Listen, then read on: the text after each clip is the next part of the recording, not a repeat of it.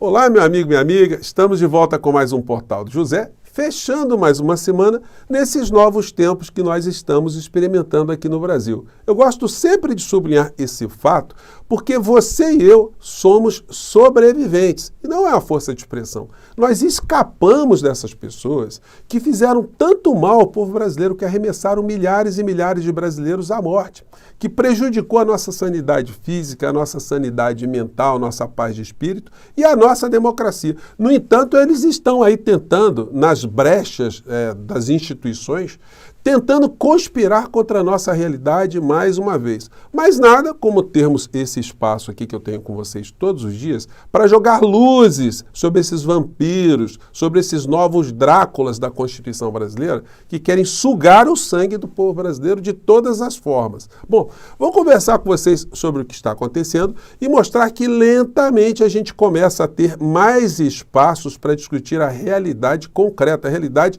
econômica do nosso país. Outros vampiros estão recebendo focos de luzes lá no Congresso Nacional também, diante de alguns deputados muito combativos. Bom, vou conversar com vocês sobre o que está acontecendo, mas antes de mais nada, é sempre muito importante convidar você que está chegando agora, você que sobreviveu, que está chegando agora no nosso portal, para que se inscreva aqui conosco. Você que é muito bem-vindo e participe das nossas atividades. Dê o seu joinha, mande seu comentário, compartilhe os nossos vídeos, enfim. Se puder, participe do nosso clube de membros e do nosso chat, tá bom? Então, vamos seguir em frente. Gente, hoje foi um dia bastante movimentado, né?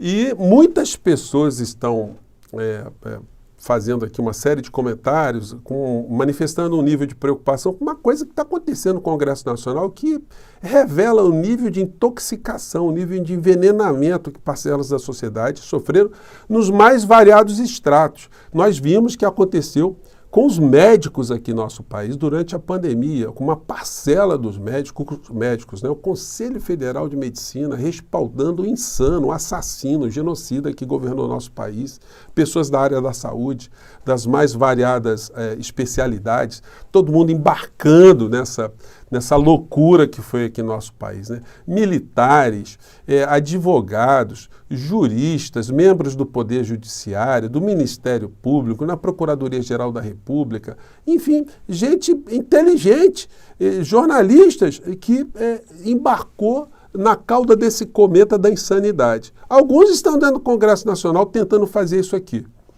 Deputados protocolam PEC que permite derrubada de decisões do Supremo Tribunal Federal. Proposta de emenda à Constituição obteve 175 assinaturas na Câmara.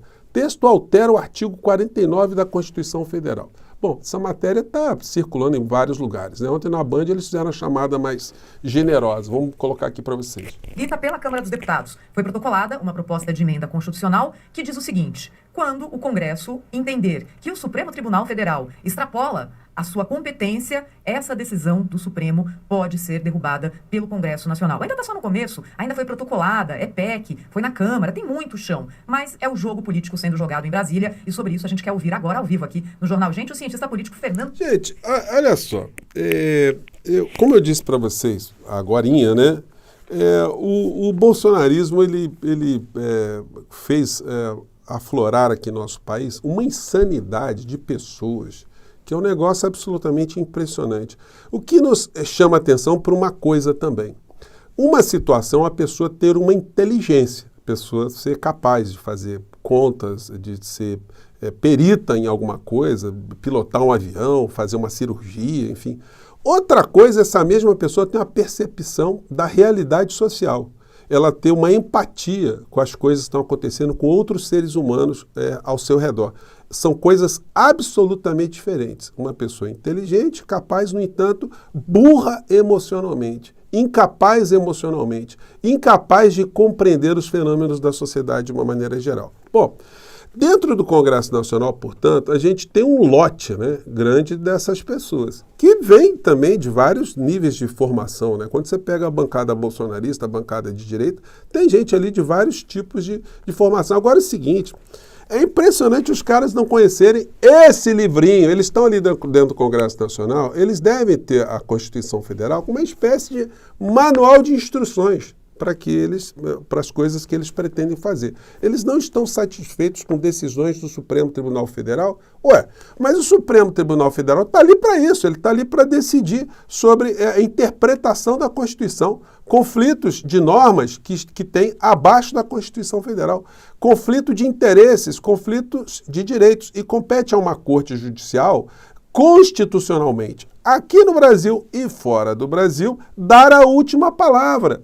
Quantas vezes você já não escutou a expressão que decisão judicial não se discute, se cumpre? Gente, é um fenômeno, né? É um ensinamento basilar que vem desde as prísicas eras gregas. E se a gente quiser ir também para outras culturas, a gente for para a cultura chinesa, né? Para a filosofia chinesa, a gente vai encontrar também na filosofia oriental sempre esse princípio. Alguém tem que decidir no final da história.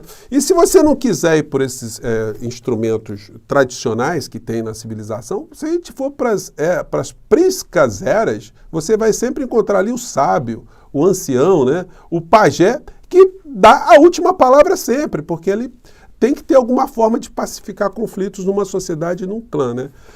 Eu dei essa volta toda para mostrar como essa gente que está tentando fazer essa manobra, como eles são ignorantes em relação à Constituição Federal ou são criminosos. A Constituição aqui no artigo 60 prevê como se pode fazer uma emenda constitucional, um projeto de emenda constitucional, a famosa PEC. No artigo 60 está escrito que a Constituição pode ser emendada mediante proposta, vai colocando ali as várias formas. Mas o parágrafo 4º diz o seguinte: não será objeto de deliberação a proposta de emenda tendente a abolir, ou seja, a retirar do sistema, né? Eu diria até que o parágrafo 4º diz que é o seguinte: não será objeto nem de deliberação. Quer dizer, os deputados e senadores não podem nem deliberar sobre uma coisa que é flagrantemente inconstitucional. E o que não pode ser deliberado? Pode ser abolido, né? A forma federativa do Estado, ou seja, extinguir municípios, estados, Distrito Federal, o voto direto, secreto, universal e periódico, por isso que nunca se pode ter um voto impresso, porque isso viola o sigilo das votações, isso é uma norma constitucional.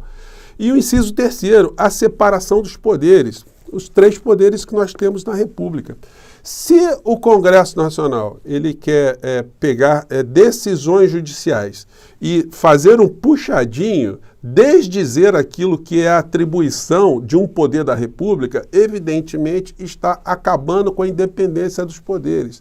Obviamente, a primeira arguição que essa PEC que está querendo fazer um puxadinho das decisões do Supremo Tribunal Federal chegar até o Supremo Tribunal Federal, ele vai dizer, olha, essa PEC é inconstitucional, ela não pode ser nem publicada. Os deputados e senadores vão fazer o quê? Vão fazer o direito com as próprias mãos, vão sair praticando nas ruas, algo que não está dentro do sistema jurídico brasileiro, ou vão ter que fazer uma nova Constituição, porque essa que está aí, esse sistema que está aí, impede isso. Então, essa gente está gastando energia só para inflamar esse bando de incautos de todos os níveis acadêmicos e sociais. O ministro Barroso, ontem na posse, já comentei com vocês, ele assume o STF e está dando um recado, né? Olha, vamos cumprir o que é o papel do Supremo Tribunal Federal, pronto, acabou. Não tem que ficar fazendo beicinho, comedinhos, né? De receios. Não, está ali. O que pode acontecer? Olha, se tiver algum tipo de pressão, algum tipo de golpe, enfim, aí nós não estamos mais numa democracia mesmo, né? Aí a balbúrdia se instaurou e aí... Mas isso está longe, gente. O pior já passou. Agora é combater os insanos com a Constituição, com a lei, com o sistema que a gente tem. E avançar, né? Temos muita coisa aqui mais importante para tratar no Brasil. Atos golpistas. General da Reserva, alvo da Polícia Federal, tem passaporte, celular e arma apreendido. Gente, situação para o general que eu comentei mais cedo está complicada, né? Tem vídeos ali. Não tem como ter agora 2 sanções, né? Um lote pegar uma série de sanções complicadas e os amiguinhos do Bolsonaro escaparem. Até porque o Bolsonaro vai ser o que vai sofrer a pena maior, independente dos seus discípulos da seita estarem querendo inocentá-los, como eu mostrei para vocês mais cedo aqui no nosso portal anterior.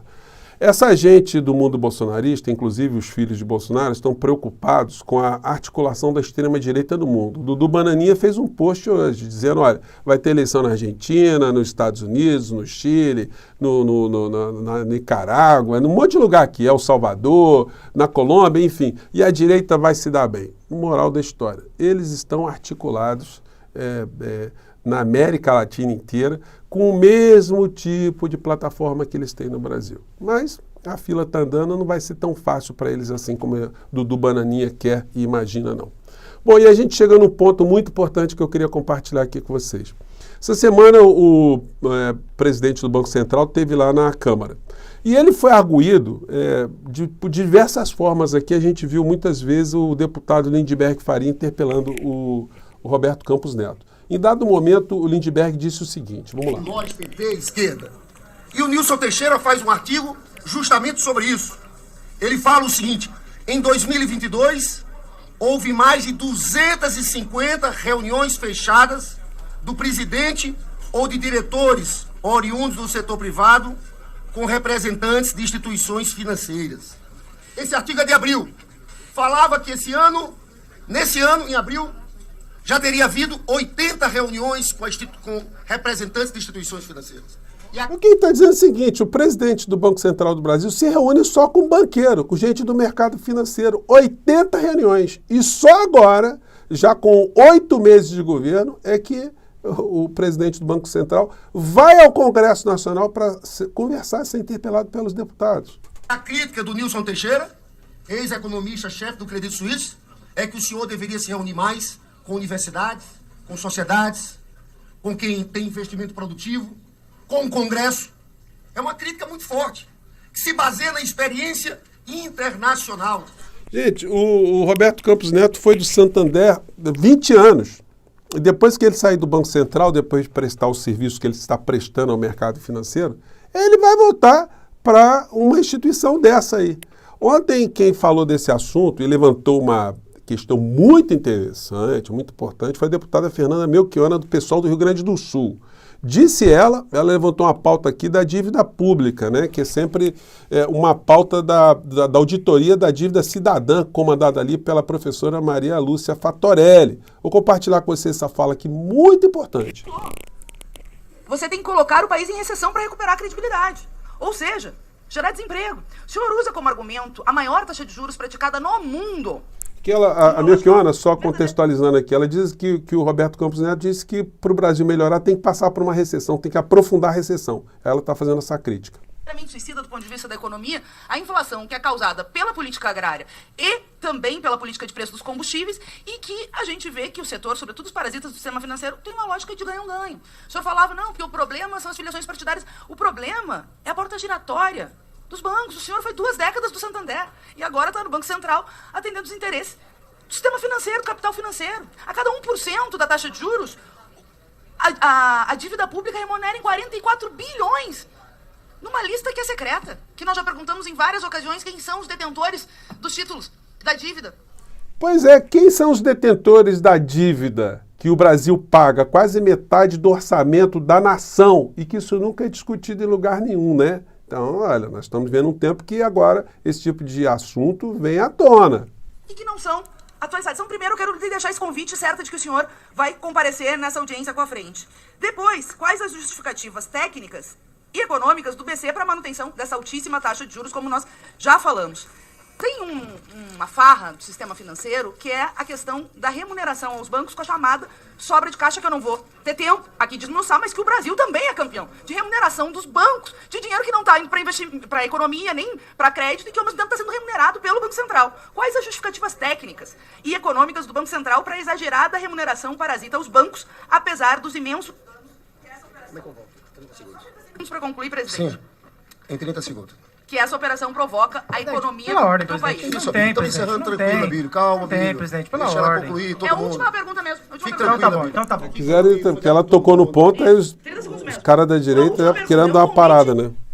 Terceira pergunta. Por que pagar 181 bilhões de juros aos bancos em 2022, remunerando a sua sobra de caixa dinheiro da sociedade, provocando elevação de todas as taxas de juros do mercado, além de gerar prejuízo brutal ao próprio Banco Central, ainda mais considerado que todo o prejuízo do BC pode vir a ser transferido ao Tesouro Nacional.